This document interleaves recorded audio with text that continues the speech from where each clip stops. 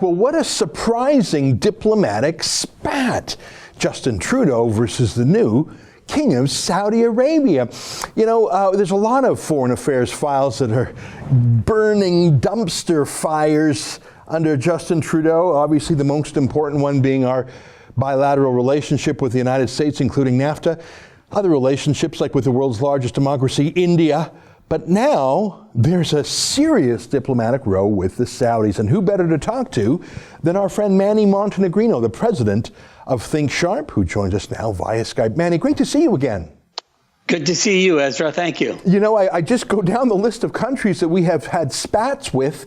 I tell you, Justin Trudeau certainly put himself forward as someone who would have Canada come back to the world stage, unlike the humiliations of the Stephen Harper era. Stephen Harper is the one who was the cool professional. Trudeau is mucking up everything left and right. Well, it seems so. I mean, this diplomatic war with Saudi Arabia, I simply can't get my head around. And I've been looking at the news reports, and you don't get the facts. So when you're confused about something, Ezra, at least start with the facts. Try to understand the facts, and somewhere you might find some logical conclusion or logical understanding. I don't know if your viewers know, but neither of the two, Raif Bawadi or his sister, Samara Bawadi, are Canadian citizens or share a dual citizenship. They're not even Canadian. And they are being processed under the laws of Saudi Arabia. And I don't know why Canada has any interest in two individuals that are going through a legal process in a foreign jurisdiction that is no way similar to Canada's foreign judicial system. So I start there, and I wonder, why are we involved in this in the first place? I have a theory on that. I mean, and let me put my cards on the table, Manny. I'm critical of Saudi Arabia for a number of reasons. Mainly, they are an extremist Islamic theocracy with no civil rights. The Sharia is the basis of their constitution, the Quran, rather. Right.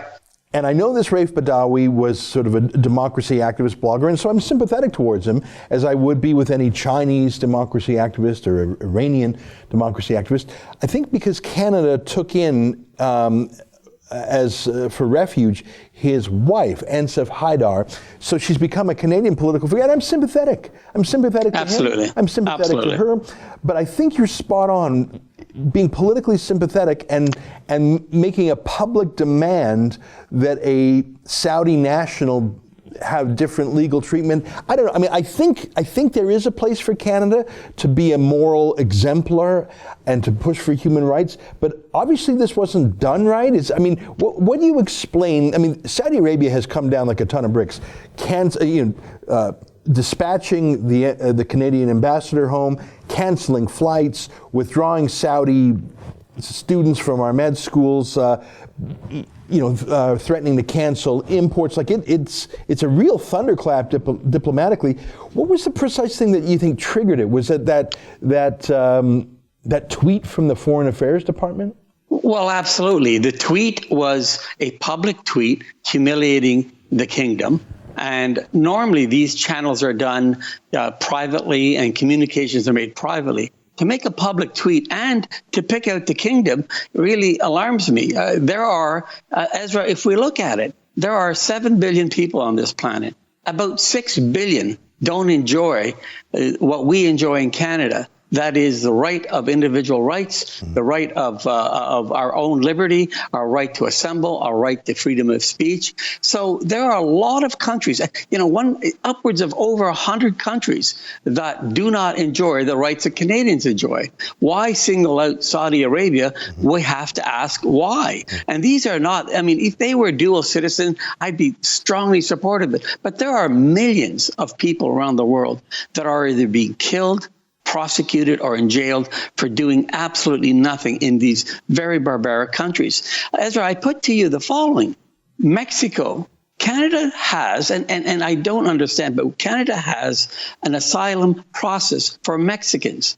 We have accepted many Mexicans under the asylum process, basically saying that the government is a threat to its people. We don't hear the prime minister speaking about human rights in Mexico. We don't hear about the millions that are trying to escape from Mexico and the human rights violations there. We don't hear about Iran. Iran is going through a crisis right now, and the prime minister is getting close to Iran. There are riots and there are protests to get some rudimentary fundamental rights in Iran, and we're silent. China, as we know, is a terrible jurisdiction when it comes to human rights, but our prime minister was pretty cozy with him. Yeah. The biggest one, I tweeted this, and that is Cuba. Yeah. I've gone to Cuba once, and I was heartbroken to see these beautiful 11 million people basically enslaved in a country, no freedom of speech, and their dissidents are jailed. Their dissidents are flogged and some killed. But our prime minister is very close to Cuba. So how does this prime minister speak on human rights when he allows, in fact, loves jurisdictions and that are abusive to human rights, but picks out Saudi Arabia? And I think that's why Saudi Arabia moved very quickly. Yeah, I think you're right. I think Saudi moved quickly because, I find this one a tough one because I'm sympathetic to Raif Badawi. He's a democracy blogger who was flogged by a theocratic dictatorship, so I'm sympathetic to him. His wife Ezra, in Canada. Ezra, go ahead. Yeah, you and I would be Raif in Saudi Arabia. Yeah. You and I would be subject to that. So of course we do, but there is a bigger point here. In Saudi Arabia, they have laws like we have laws. Yeah. They have, and I've looked at this, they have their M130 that we've passed as a motion, but they've put teeth into their law. Yeah. That if you speak poorly about Islam, you speak poorly about the Muslim culture, you will be imprisoned and you will be flogged and you will be. So that is, what I don't understand is why our prime minister, who has held himself out to be knowledgeable about Islam, to be knowledgeable about the culture, completely misses what's really happening in these jurisdictions. Yeah. He does know what Sharia law means. Yeah. He does know that Saudi Arabia has 32 million people that all must be Muslim. You cannot be a citizen of Saudi Arabia unless you're Muslim. You cannot be a citizen if you say there are no churches, there are no any other forms of religious practice in Saudi Arabia. So it's clear. Right. So how are we confused about this? Right. And our prime minister we see him in pictures, we see him understanding Islam and understand Sharia law. It clearly tells me he doesn't understand it, and he shouldn't be virtue signaling about it. Here's a few of my thoughts, because on the one hand, I want to acknowledge the rare time Canada speaks out against an Islamic theocracy. Like, that's sort of a miracle. But I have to ask, like you do, why Saudi Arabia, not Iran? Because we know that Justin Trudeau is affectionate towards Iran. His brother did a propaganda video with the Iran state media called The New Great Game. Like, his brother worked with Iran propaganda. There are MPs in Trudeau's caucus who are trying to rebuild diplomatic and business ties. So is this some sort of move against Iran? As you point out, China, Cuba, horrific places. Why was Saudi Arabia chosen? I'm curious, but also it's that obsession with Twitter and social media. Justin Trudeau starts so many policy disasters with a careless tweet, like his announcement to the world that we'll no longer enforce our borders. I think maybe that's what bugged the Saudis. A virtue signaling tweet is what started this battle. Well, I think I'll go a little bit further. I think the Saudis wanted to send a worldwide message. Do not interfere into our own governance. And it so happened that who do they pick on? Who do they send the message to? Well, once again, our prime minister has demonstrated incredible weakness in the world, and they just jumped on it like a cat jumping on a ball. But the Saudi Arabia sees a very weak and vulnerable prime minister, a very weak Canada, and you've already stated the reasons why: the offense to India, the war with the president of the United States over NAFTA, and the embarrassment in China. So they know and that Canada is weak. And if you want to send a message out, you use Canada. What I'm alarmed about the most is how weak has Canada become. Mm-hmm. The UK has stepped aside and will not get into this battle. How can the country that created the Magna Carta, the country that's shoulder to shoulder with Canada since our inception, is not standing beside Canada? It's not Canada that they're not standing beside. It's the Prime Minister. You know, I think you're right. I think this was a strategic choice by Saudi Arabia to smack Canada so hard, pour encourager les autres, as they would say in French, to teach a lesson to everyone else. You know, I don't know if you remember, Manny, a few weeks ago, some Iranian dictator mused about some threat to America, and Donald Trump wrote an all-capital letters tweet. Let's put it on the screen here. And it basically said, don't you ever threaten America or you will have more pain than you can imagine. Like, it was a stunning tweet that, written in all caps, as you can see on the screen right now. It's as if Trump was shouting it. And you know what? I would be scared. Whereas Trudeau, he didn't even react. I mean, he was on vacation, or maybe just got a vacation. He went to the Pride Parade in Vancouver. Everyone knows he's the world's weakest leader. Well, he's demonstrated that for 2 years. I mean, the world takes notice when Justin Trudeau goes to important events and he shows his socks. He does a dress up.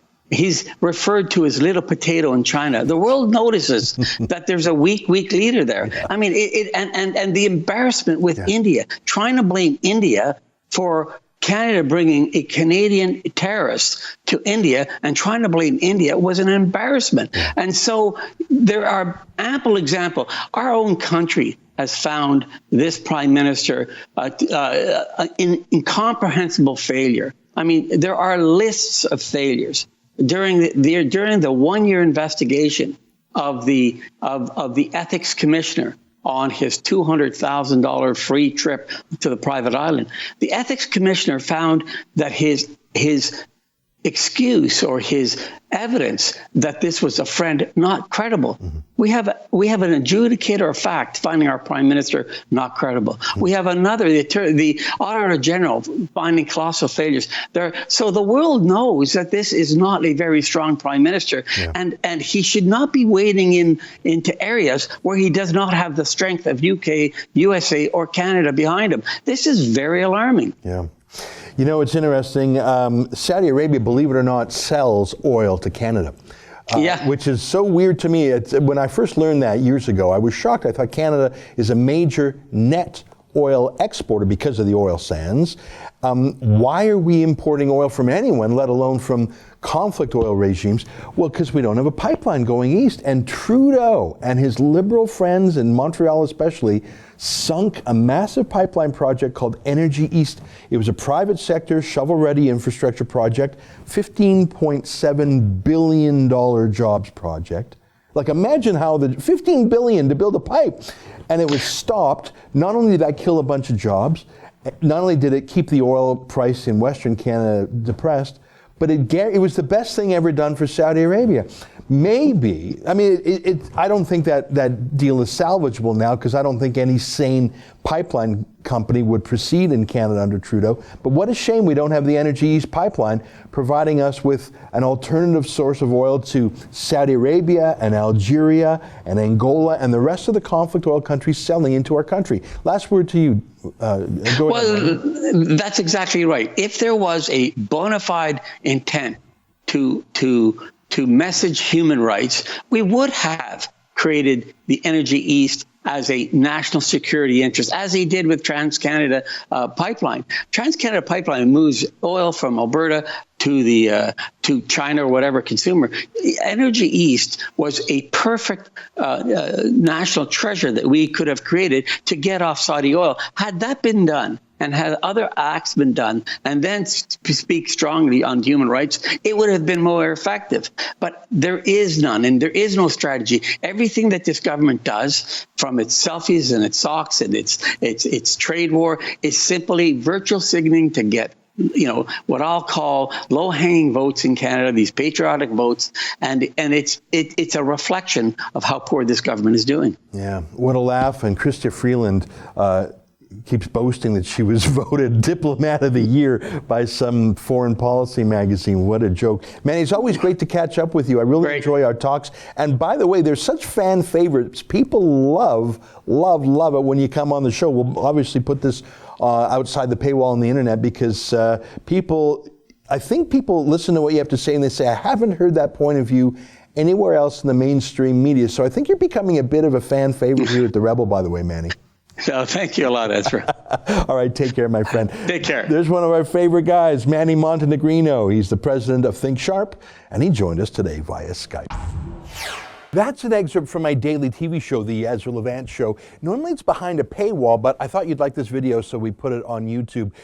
If you want to subscribe to watch the daily show every day, including always 2 interviews a day, and I read my hate mail, just click on this screen and become a premium member.